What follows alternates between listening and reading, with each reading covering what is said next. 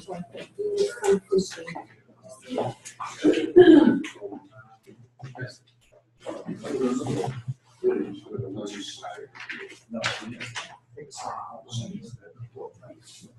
are we ready?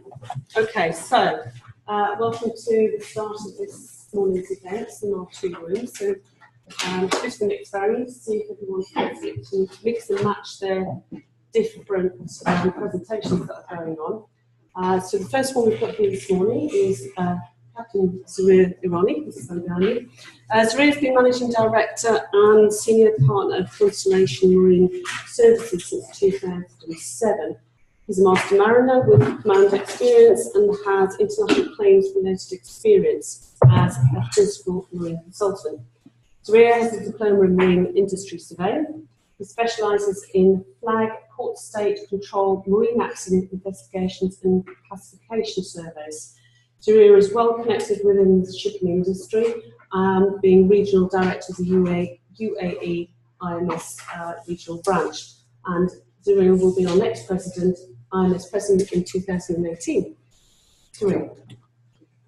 Good morning, everyone, and thank you for giving such a big response. I was just telling Mike my choice would be his presentation, so that he remains motivated, and I'm sure he has taken that well. But I'll tell you in brief the presentation that I have today. It's my second run at it. I've given this presentation at the Shipping Summit, and I realized that there was a very large question and answer session. So the moderator had to continue 5 minutes beyond the stipulated time, although I finished on time, because like most things we do as Constellation, the presentation that I put up is also something that I feel has to have something unique, something to take home, something that you would say, even if it's one thing that you take away, you would feel that it was worth it. So there will be some things which would be slightly out of the ordinary, and I would like senior surveyors that I could see in front of me to challenge it. Because I feel while we have an eye on the traditional way of doing things, which we have always had, and I've got very senior mentors who tell us how to do it, I think there is a very important need to innovate, even slightly so. It is needed in everything that we do, including report writing. That doesn't mean we start twisting the whole thing around and making it completely different to the traditional way of how it was done and what it was.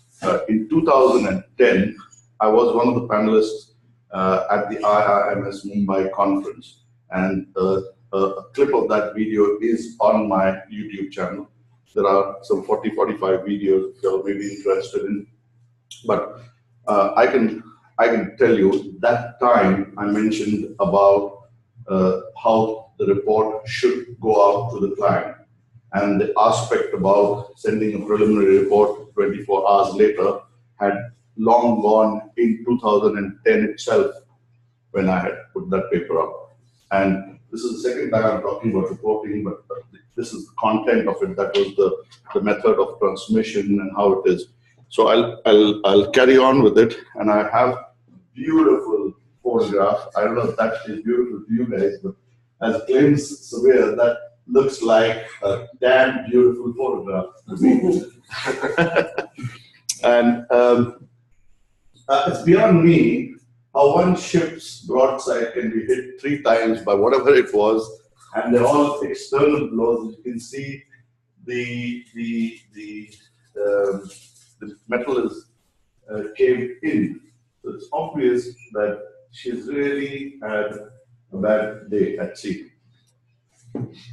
But now, if you keep this in mind, and if you correlate a report which may be relating to this ship, whether it's hull and machinery or PNI perspective, and you think about what I'm going to say, you might get a perspective of a lot of things that may be related with what I'm saying. So, factual content in a report is very loosely used word. Now, I have just had yesterday a port captain send 50 photographs into one of our surveyors' mailbox, copied to the general ID. Those were photographs of a heavy lift unit being offloaded. There are a few critical units getting discharged, but that was a few photographs, 50 in one email, sent across to us as marine warranty surveyors. Now, I immediately called up, this is happening in Oman, I immediately called up to ask what's the purpose, why is somebody else sending? Is your camera gone kaput, or have you felt the need of looking at it, or you're not allowed on board the vessel, or what is the perspective? He gave me the explanation, which is fair enough, I understood it. I ended up telling him not to use any of those photographs in his report. You can use it for reference, you can see the perspective on the other side, but factual content has to be your own content, your own camera, your own perspective.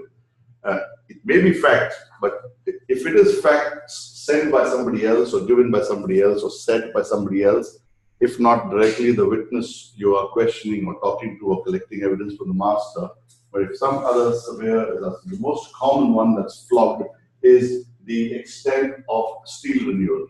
When you are on a collision assessment like this and trying to very quickly make an assessment for steel renewal, because all underwriters, mainly hull and machinery, first thing they want to know is how much reserve to keep aside and how big is the claim going to be. And as a tendency, a loose talking, you ask the next surveyor who say, what do you think? You think it's 100 tons? You think it's 150 tons? We're going to do a nice little drawing, but before we go to the drawing board, usually this kind of loose talk starts happening. The most detrimental thing to do. If somebody asks you the question, don't know unless I open up the drawings, unless they look at the expansion plans, I can't put a finger on it, I can't tell you. Because normally, surveyors tend to tell the other how knowledgeable he is by coming up with an assumption very quickly. Oh, this one I attended at this dry dock and it was similar damage and it was 50 tons. So I think it's going to be around 50. We'll throw in another 10, 60. The wrong thing to do. Factual information or a mindset availed from someone else might cause a preconceived notion in your head. So we're going to talk about grounding incident. There's a very important term, I don't know if you know, but conjecture is very, very important to consider. There are a couple of slides on them. I thought this would be something new as a concept. We use it subconsciously in our reports. Sometimes, or most of the time, it doesn't get picked up, but we will talk about what it is. Opinion, which may not be given to a client, it may be to somebody else in a pub just talking about, I'm doing this big claim, this is what happened. That guy will be very eager to find out whom he can give this new information he's got to, and that might come around and bite you in the back. So that's important. And the most important thing is, when you get a nomination, 9 out of 10 times, you know whether it's litigious or not. Like one you just saw, 100% are probably going to court. With that kind of damage, somebody's not going to be happy with the apportionment of blame, and they're going to definitely debate and dispute about it. If not court, at least mediation or arbitration. So when a large-ish claim arises or nomination comes in, you got to be in the right gear, the right mode to operate, and the right mindset, because it has to be from the word go. Sometimes you're busy and you start looking at a nomination, it's going to take a while, but it has to be, you got to rev up and understand how big it's going to be right up front. This was talked about yesterday, and the surveyor they were referring to in the second half of the day yesterday, Captain Nigel Moniz, and the surveyor whom they were referring to, and the claim was this one. This was the one, this was the vessel, and I was attending surveyor, and this was of Jebel Ali, and it is on MAIB, and I believe the first hearing decision has come in. This vessel has got 20% blame, and the one that hit her, the Ever Smart, I believe, it's going to be appealed, I believe, but the London registered vessel, container ship, and 80% blame apportioned to that vessel. Now, that vessel was waiting outside the port for almost a month and a half with a full load of condensate cargo and not come in. And Nigel mentioned yesterday about what all went through. The first 2 or 3 questions that the master asked me is, am I going to jail? Are they going to ever let me go back home?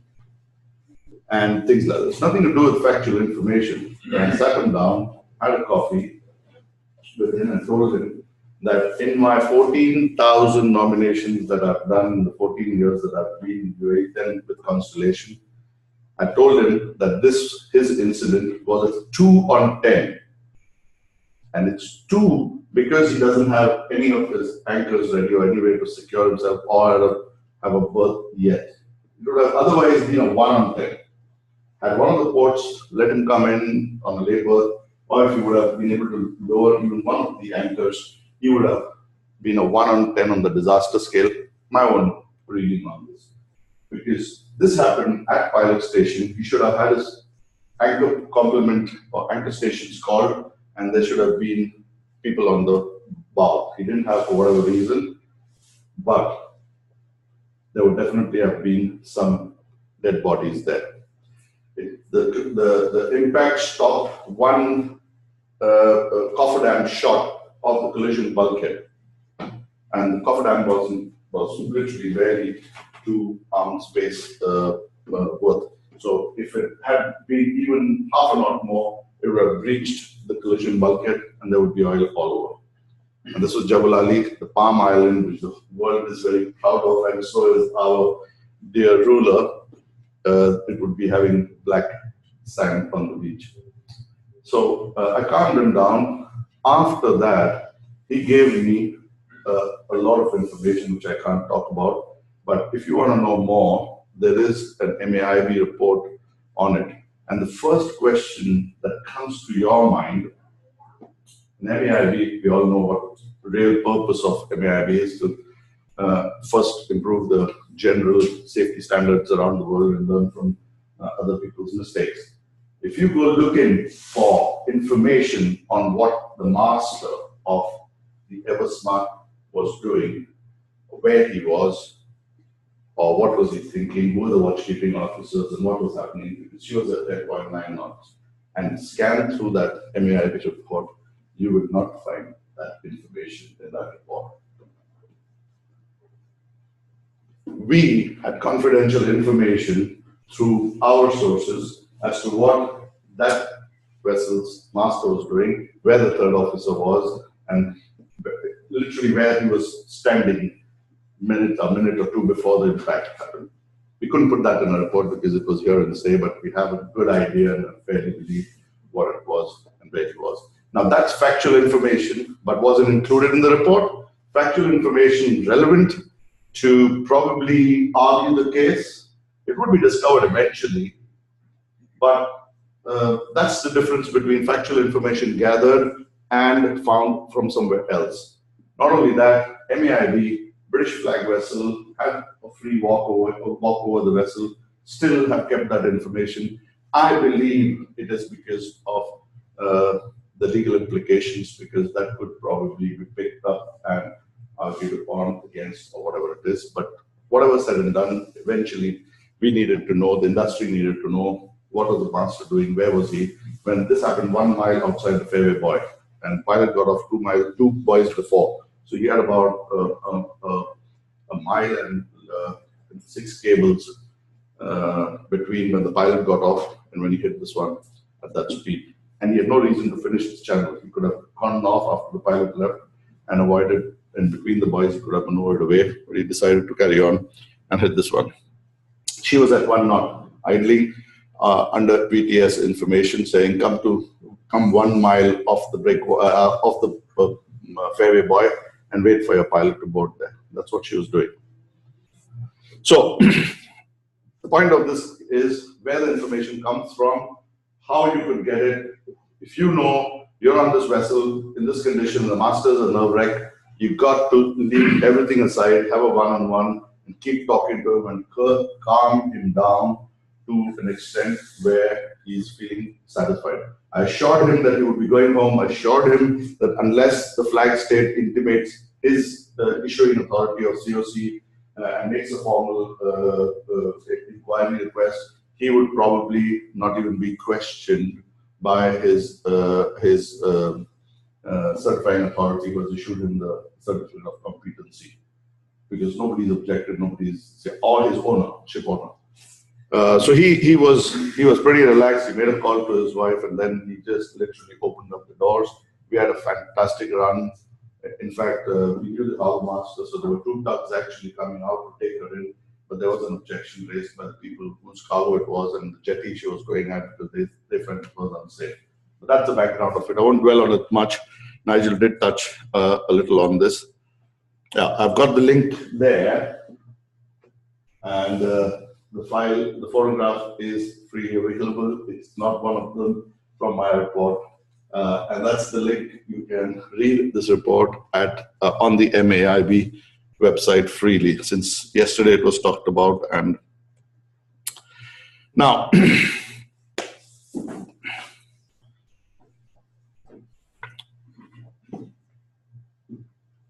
there has been enough talked about in Karen's presentation yesterday about facts. Now, facts to you and facts to the opposite surveyor could be slightly different.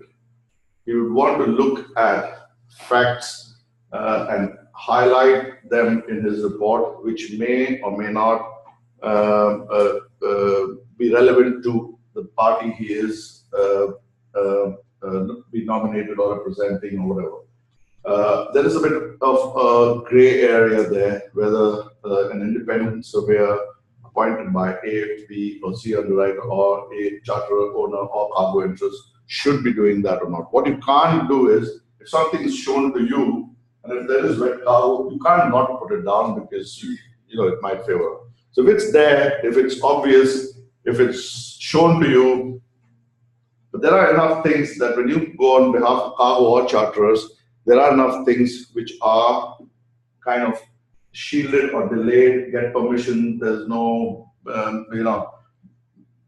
email to the master to share documents or send it on email, I'll give it to you later. Basically, I'm not giving you information here or giving you facts here, which may or may not be detrimental to my client's interests. Now,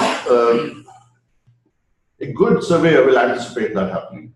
If you're a charterer, you'll start saying that, look, I'm not going to get information, send the master this email to share documents, copy us in, we're going to take a print of that and show it to the master. This email came to you 2 hours earlier. You've been told to cooperate with us. You have the charter party requirements of disclosure of logbooks to an extent. You need to see that. Maybe not photographs, but you need to see what was going on. So it's something I had spoken at another conference, and I said, we're both doing an independent joint survey, and I'm showing you this as a fact. I'm saying there's no white mark on this side of the river, then a small band saying screen. And you would write in your report, what I saw, the black remote control, which was 6 inches, has got white all over and a little portion of black somewhere. And that's your report saying. My report would say there are buttons on one side, there's a small little white band saying screen. It's the same damn unit we're both surveying. But you're looking at it from a perspective, I'm looking at it from a perspective. They're both factual reports. Eventually, both will be kept on the table, both will be said. Then you will be probably saying, I also saw a screen on the background when I saw this, and there was a black brown wooden door behind, along with when I was seeing. I would probably say I was heading west when I was looking at this. You would say you were heading east. So there's a perspective. But it is important to realize that when both of us are doing the same survey, they're going to write different things. And in our report, there has to be another hint saying the perspective in which we have seen it, because eventually it will be discovered. There's no point in confusing them. It might not be relevant, but I'd say that when I was seeing it, I saw Hugh Brown sitting in the background and looking very serious at me. So I write that so they know that I've seen this in the direction of where the audience is sitting. So it is important to have this perspective, and it is our duty to clarify it in some way or the other in the report. It's no point in confusing, because these reports are going to be discovered eventually any which ways. Something of the angle of blow, again, it's been mostly debated.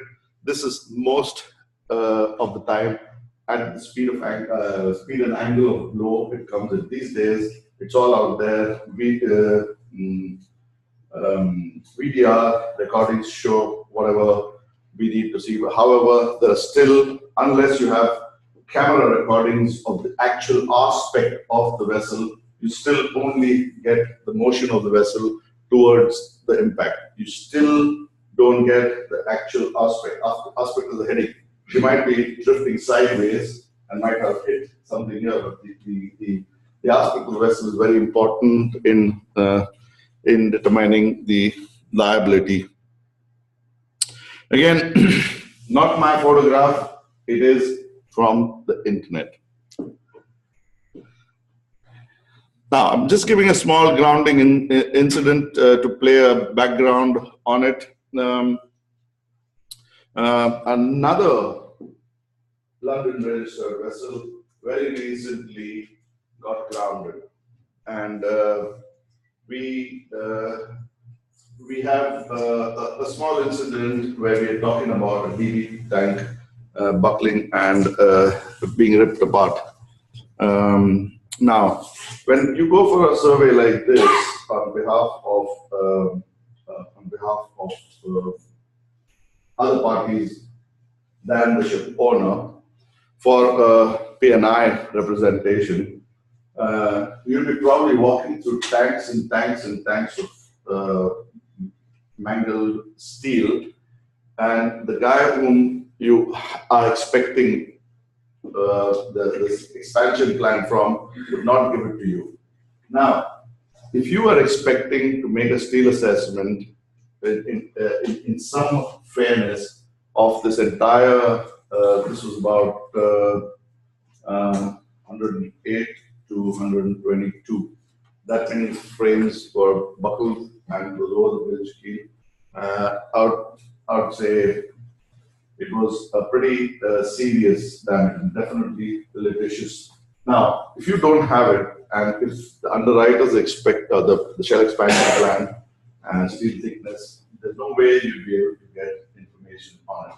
This is when you have to have very good friends, good industry connections, and you've got to mention it in your report that I was not given it, but you need the rough estimate of the steel renewal. I've got it from source of the yard, I've got it from the ship repair manager, and this is what it looks like, and we tend to agree with it. This is what it may be like, but there's nothing wrong in giving a confidential report out without it being factual. Just even if it means that you may stand correct later. I feel that as long as it's confidential and the client is wanting it without volunteering, give it. If you're happy to wait for 3 days till you get all the information, that's fine. But it is important to mention in there that it is come not from your sources, but it's only a rough indication. Again, it's factual-ish. It has to be you got to be reasonably confident on it, because you're the one who's seen the damage. But there's nothing wrong in putting it across. That's my view. There's a lot of debate on that, whether or not it is correct or not to do that. But I think it is only fair to be prompt and give an indication.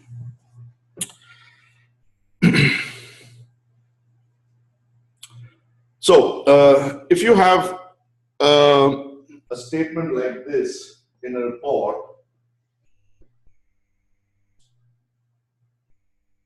particularly the last sentence,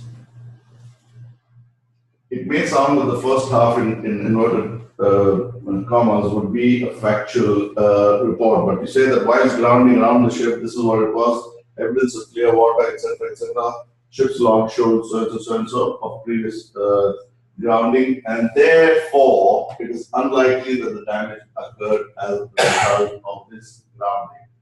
I want senior people like you to just get a little interaction, whether this would be considered as a factual finding or an assumption. Any views? That's an assumption. It's an assumption and it's not a fact, is it? And it's probably going too far in terms of its assumption. Yeah. Or it should more objectively say that there were two possibilities. It could have happened on either occasion. Yeah. But there's no grounds for picking that one statement. No. It's correct. Absolutely. So it's these kind of assumptions which a novice underwriter picks up and starts building his case on until he nominates a lawyer, and the law firm also plays along until it really comes to flag it, saying that what was the surveyor meaning to say and what has this got to be in it. But by then, he's already got a certain mindset on appointing a lawyer. On a grounding incident, obviously, he would be having instructed the lawyer up front. But it's a clear-cut assumption, and that's the reason why mentoring is important. Even when I go for some litigious surveys, we always have a guardian angel who has got equal or more capabilities to address this, and the report is always run by somebody. Keeping good lawyer friends is extremely important as well. Sometimes you read out a paragraph like this to him and say, I'm not happy with the way I framed this one, what do you think? And they're looking at it from a fresh perspective. You have a confidentiality understanding with him without giving shifts names, just give him the background, there's a collision, this is what happened, this is accounting, but I need to put it in some way in my report. But these things keep coming in your head all the time when you're writing something important. You want to give that information, but you want to get a second reference on how to do it. So assumptions like these have to be absolutely treaded with care, because they might come back and bite you in the back.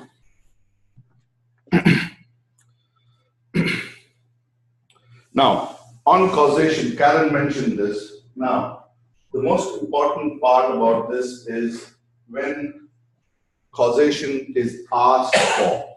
Remember something, this is something when I was in my early years of surveying, my mentor, Captain Antya, has told me that your causation or your opinion on how it might have happened is a technical one. It's a technical perspective that you would take. A legal perspective would be completely different. You have to take it in the whole entity of it. But there are enough clients who will ask you to give a quick assumption. How do you think it happened? Why did it happen?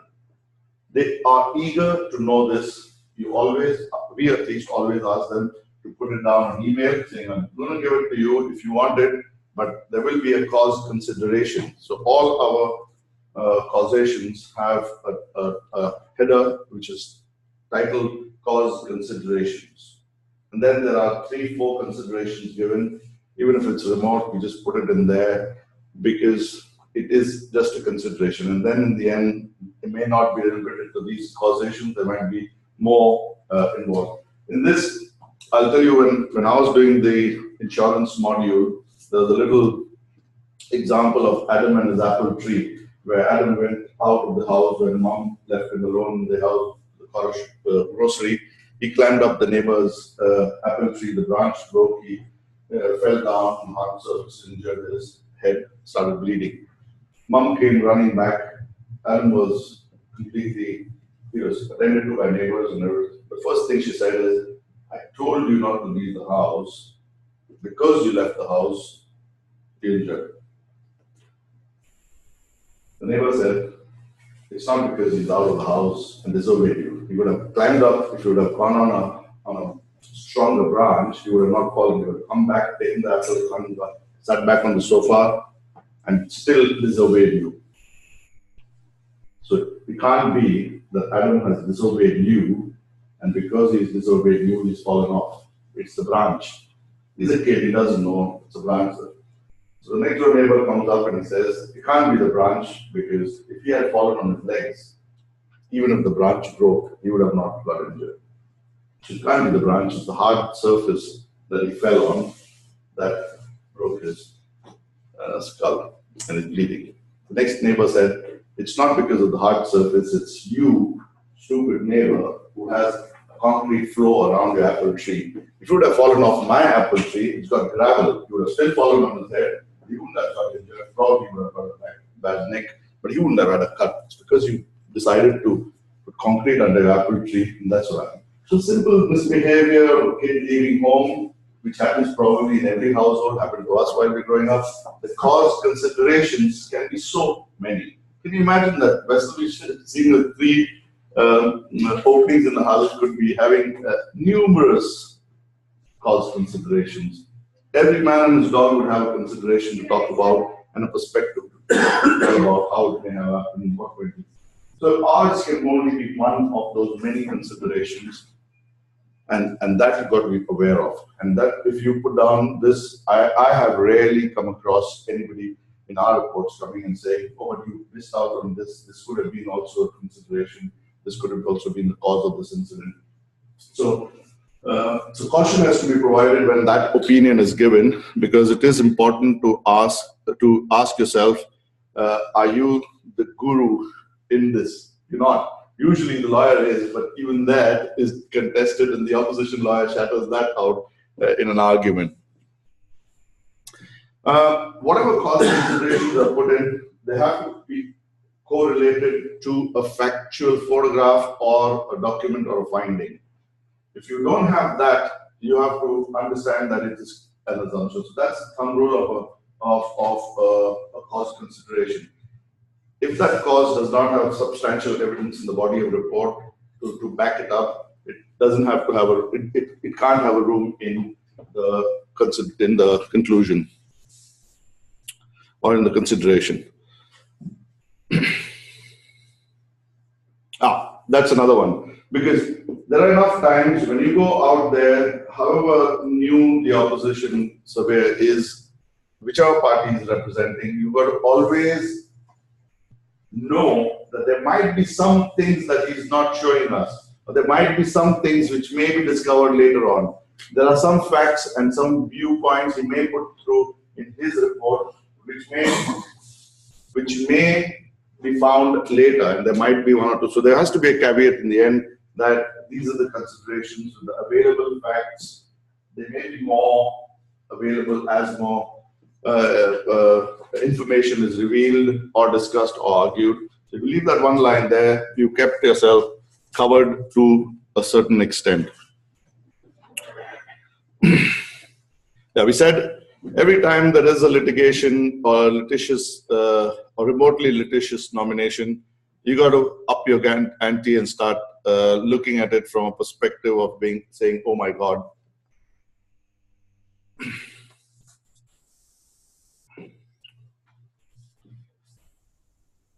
Now, information outside the scope of the job. It's very, very important to keep an open mind when you are gathering information. Things like a particular vessel met with an incident, the crew weren't paid on that week of the month, which they usually do.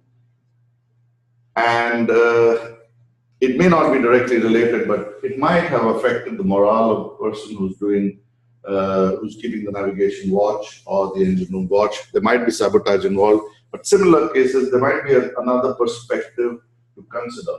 Now, there was a large explosion that I attended off Fujairah, and apparently the superintendent of that vessel, who also got 5 other vessels, was sending numerous nasty emails to the master.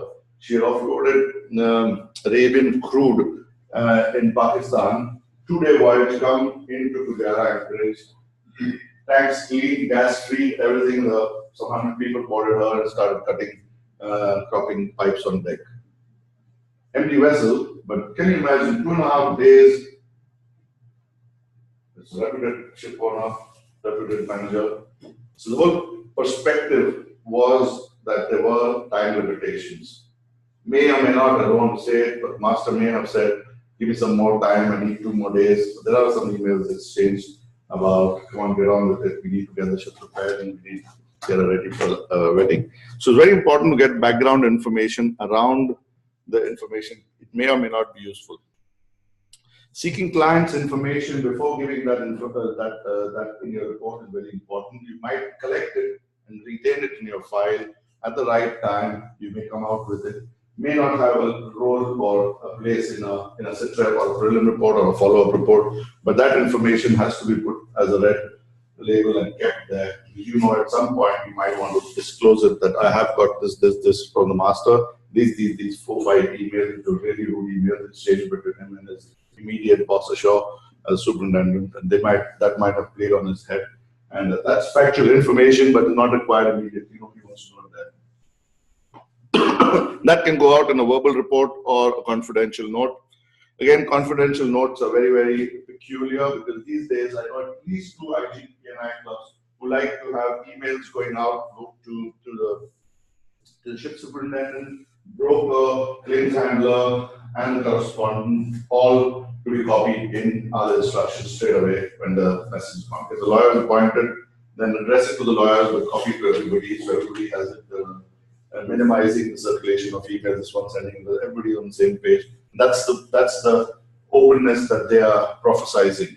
So confidential reports in such cases have very little role. They are having a policy of an open communication to everybody. Because if a lawyer is there, the safest thing is to do is to write an upfront communication saying all further communications are addressed to Mr.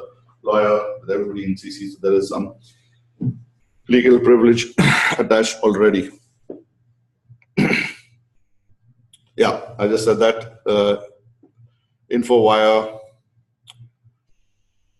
Yeah, this was the one I talked about. This was the condition of the tanker, having had 2.5 days to tank clean, gas free. This job made me lose my 7-day vacation during Christmas and New Year's. This happened during the last week of the year.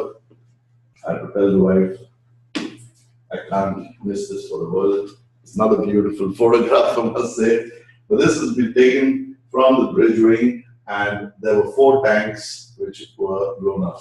The metal you can see coming up, those are the 2, and the bulkhead there. And there's a video of this still on YouTube of when actually it was happening. It was a large metal piece as big as a hatch cover that is actually flown up almost 100 meters into the sky. And this was recorded by a crew boat skipper. I put it on YouTube on the same day it has.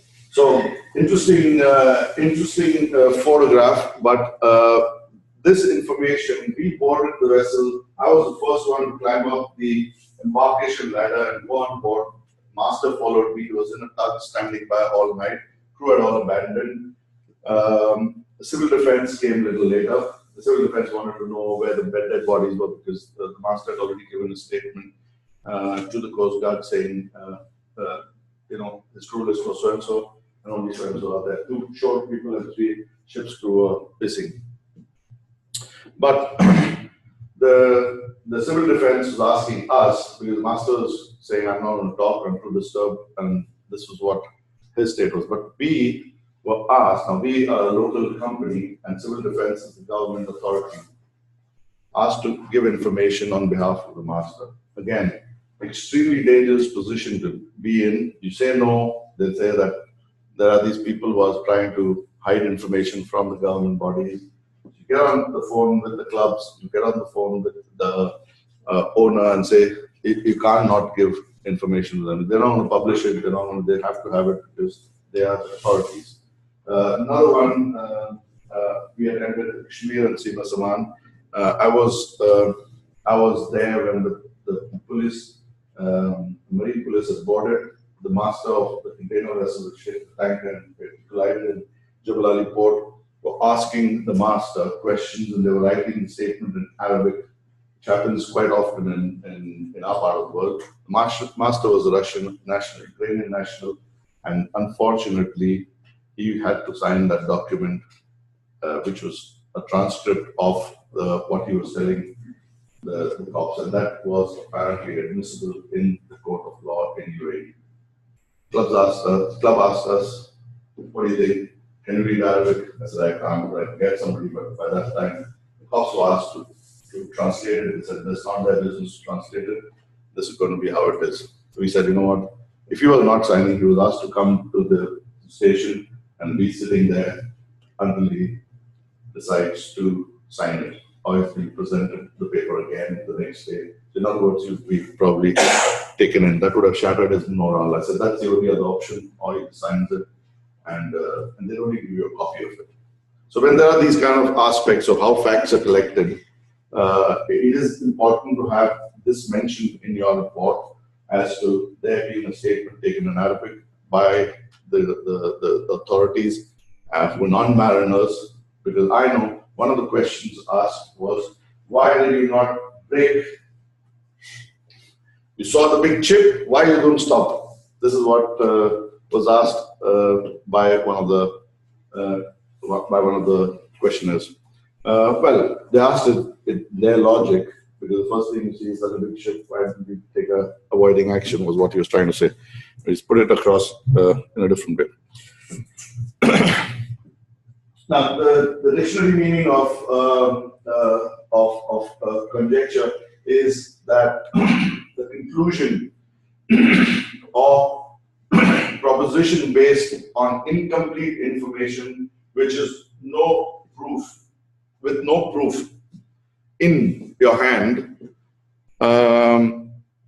Now, the obvious rules, obvious statements we can talk about later, but there are examples of some of this is straight from our report writing module, the one, of course, I did.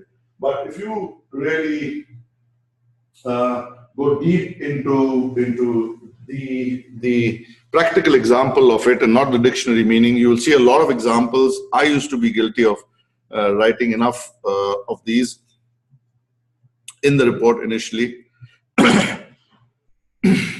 Yeah, that is a conjecture. Master and crew extremely tired.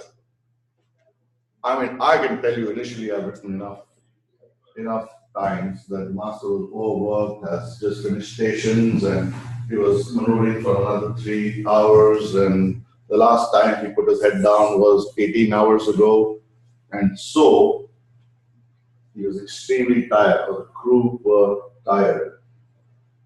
Again, avoidable, should not have a report. It is an assumption. I can tell you that I have done a condition survey for 12 hours, having driven from Dubai to Fujairah an hour and a half, and was extremely tired, but I still drove back with 2 strong coffee shots and 5-minute naps at petrol stations after probably a 14-hour hot day in the sun. I've driven safely. It was a risk, but I was extremely tired. If somebody had to make a risk assessment before I started driving, I would have probably said I'd probably sleep on the way on the wheel. This is lesser and lesser, but there was one incident where a tug-in barge which I attended had parted its tow and fully laden barge and gone and hit a platform at Abu Dhabi. The master had a home trade license. The spread was going to Qatar, and when we were looking at certificates of competency, the master was seemingly incompetent because he had no business to leave beyond 12 miles of the coastline. That's what he had the certificate of competency for. It worked in a harbor before harbor tugs with that competency. And then the next job he got was to take this tug and barge across from UAE to Doha. Because he was in international waters where he was not supposed to be. However, the argument given by the other side was that he was hugging the coast all along and going. So he was in domestic quarters of some status. Even if he comes out 1 mile, he's not supposed to with spread with cover like this. So how are you going to? And he was not literally doing the post. But master's incompetence is not a statement you have to make because you're not judged of his competence. You may not have the certificate, but that's all. If you leave it to that, to let this statement be discovered rather than you writing it would help a lot. Again, another example of conjecture in the report, which should be as far as possible avoided. Now, I'm saying these are things which very easily come across. This, the lawyers avoided. The surveyors should definitely avoid this word unseaworthy or was, is, or would have been unseaworthy. This is a clear no area. It is the most litigated and argued word probably in industry. Would you agree with that? You cannot. I mean, it's impossible to put a finger on seaworthiness because it is a very, very broad term. They did everything to avoid a collision. Everything, really. You can always have something more to avoid a collision. So, yeah, she was a stationary vessel, and onus of the action wasn't somebody else to give way. Well, you've seen enough examples. This master in Korea, the Korean fishing boat comes and hits. The master is taken in prison and kept in prison for the longest time. There was a case in Fujairah where one of the crew members fell off the bridge wing onto the deck, smashed as a tomato, taken into hospital. The master signed him off. He was asked by the owners to pick up the anchor and take off, which he did. And the port state control kept calling him, come back, come back. He did. The next time he came into UAE because he was taken and kept under home arrest. But coming back to the onus was on somebody else. It's always, the duty of care is always on both the vessels. And what I'm saying is just these are small aspects, but they can easily be picked up against a marine surveyor in an incident in his report. This was a Kashmir, an tanker fully laden with naphtha, which we had attended on behalf of the port state. We were appointed as independents. She was a salvage award was claimed by the port, which is the first line found over the port tug. She was outside the port breakwaters, somewhere in the channel, and because we were port state control, we had the first right to call questions to the crew, the master, the complement, and the owner's lawyers wanted to be there, present, take notes. Initially, when the port asked us, we said we don't have any objections if they listen to what is going on, maybe take their notes and things like that. We were represented. I was there along with me. There was a senior colleague, Captain Ray Gott. We had flown him in from UK. He was calling the questions. We were jointly taking statements. It was extremely nerve-wracking for the people who we were asking questions to. But the lawyer who was sitting there, he started twitching and making hand actions to the senior officers. So we had to politely tell him that he has got no place in the interview. He told you to be an observer. We started raising our eyebrows and saying, doing that to the master or the chief officer. But that was our privilege to be on behalf of the state, so we could do it. If we were another party or another thing, we couldn't have probably done it. This was a report which we were doing for the port to understand whether they had got any scope for improvement, because they want to know it from an independent, because internal investigations could be biased. Out of the 5 findings of primary, secondary, and 3 contributory causes, 3 of them we found that there was a systemic improvement that could have stopped this collision from happening. Captain Raycott, when he submitted his report on a PowerPoint presentation, he said, I'm not coming back to the UAE after this report. But the important thing is to keep a straight head, even if a finding goes against our principles, as long as you talk to them and they're mature enough to understand the purpose of what you're doing is going to be. Of course, that report was asked by both the lawyers of both the vessels. We didn't give it. I don't think the port people gave them either. And it was not admissible in court. It was only for the internal circulation. Yep, finished almost. Summary, last slide. How's that?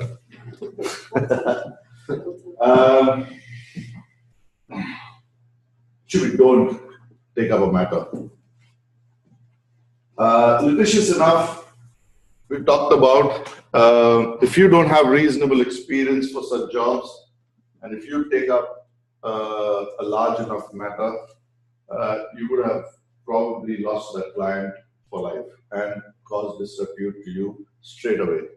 The way to go about doing it, and the way I feel I have learned my job, is to shadow somebody senior. If you have landed the job, take somebody or subcontract the job to some experienced surveyor to go along with you. We've done that so many. And Captain Ray got, this was 2009, the previous photograph I showed you. I had never, ever independently done 14 or 15 statements. We knew it was not going to be legally debated, but the report was 243 pages, narrative with photographs and chartlets and everything in there. This was both the vessels that we had. So I never done such a big job. So Captain Ray Gott, who was an experienced surveyor, he was Constellation Marine, subcontracted by us, flown in from UK. He was calling the shots. He signed the documents. He signed the statement, transcripts, and we had permission to take audio recording as well to back this up. We could have easily gone the other way and we would have lost our reputation. We lost a portion of our fee note, but we came out doing a good job and a clean job. So the way to do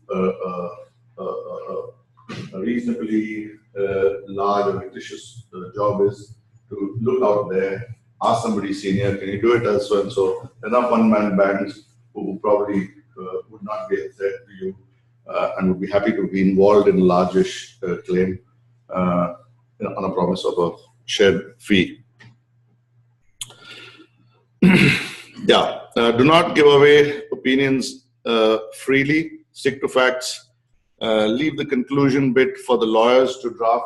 If you can avoid conclusions in a litigious scene or cause considerations, you can avoid it, talk to the clients. I'm not going to put it down. I'm going to talk to the lawyers if you're appointing them, tell them what I think I'm having a technical view. But this, my report will have this section missing. It's better that, because the underwriters always need this frank reasoning why you have not put it down. If you can get away with it altogether, perfect. Let the lawyers write to you. It'll be a few more hours of billing probably to start exchanging information with them. But you're engaging yourself in a safer way to put the report. Yeah, this is something that you've got to be extremely beware, although it might not have originated from you. But I can tell you that I love PNI nominations that we get with all due respect. I hope there's nobody there who probably might put a finger on, but we get enough, if not the PNI club, the correspondent writes to us saying that we have been appointed by the owner's PNI. Please go and assist the master, protect the owner's interests, protect the charter's interests, do this, do that. But you're an independent, start with saying independent marine surveyors. And please do this to protect so-and-so's interests. You're not there to protect anybody's interests. You probably write a report in such a way where it might be seen differently. But if you get a nomination like that, please go back and ask, please clarify. As independent surveyors, are we expected to protect the owner's interests? Then your nomination has to come from the owner's office and not from an underwriter. So that's where all the information has come from. So if you want to double check on facts, in the slide that are available in these books. They're the older modules of the Institute diploma. This is what I studied from, and I had to go into these books to get this information to put this presentation together. I hope it was meaningful. Any questions? Okay, thank you. Oh, sorry. Yeah, I was just curious, one of the slides where you said you would never put this word unseaworthy or Yeah. unseaworthy. I mean, I'm just curious about that, only because, well, it's relatively recently I bought a boat, but it's a small boat, and you know, that statement about material defects and what that constitutes in terms of the boat not being seaworthy. And I'm thinking, if you say you wouldn't sort of ever put that